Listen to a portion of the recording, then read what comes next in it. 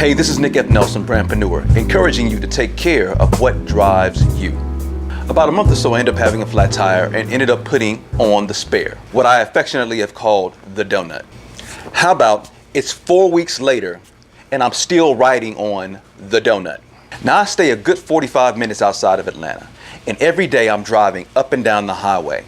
Because I'm in a luxury vehicle, it has all of these sensors, and when one thing is off, the vehicle senses it and sends me a reminder that, hey, you need to take care of me. Every day I see this flashing. Every day I say, you know what? I'll do it the next day, and the next day never occurs. Finally, yesterday, I had to remember something. We have to take care of those things that we love or at least appreciate. So what do? I run by and I go get it looked at. I got serviced what services me. Take care of what drives you. Throughout my life and career, I haven't always been the best to people. As a matter of fact, if I describe it, I'd say sometimes I break my toys. Now, what do I mean? I grew up as and am an only child, and my family was middle class. Many would even say well off.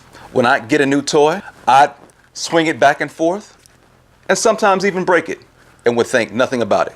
Why? Because I was fortunate and took for granted that I'll just get another one. Fast forward years later in life and career, I found myself sometimes having the same mindset. It wasn't until many years later when I had to let an employee go, and that individual told me, Nick, it's okay if you let me go, but you just be careful how you treat people. Take care of what drives you. You know, my father passed away in 2013. He was a professor at Ohio State University, world renowned. At his funeral, people from all over the globe approached me and told me the impact my dad had on their life. People. You see, people is really what drives us, starting with our families. As entrepreneurs, we sometimes can use the excuse of, I'm working hard for my family. And we leverage that excuse as our reason and our justification to do those things that we want to do that quite frankly can be selfish. What drives us? Those individuals that are even responsible for our careers. That mentor, that colleague or friend that was instrumental in getting you from point A to point B. We don't call as much. We don't acknowledge them during their birthdays or special occasions. We're not there for them when they need us the way they were there for us. What drives us? Our employees, those individuals that we depend on day in and day out to be excellent. Yet, we sometimes don't treat them with the excellence that they deserve.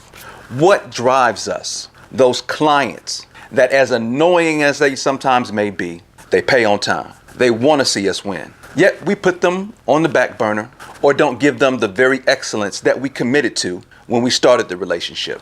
What drives me today is people, and more specifically, seeing them win, just like it did my father. I finally realized it's not cool to break your toys. Take care of what drives you. Because at the end of the day, it's important that we get those individuals that drive us to stay and not let our attitudes and our actions drive them away.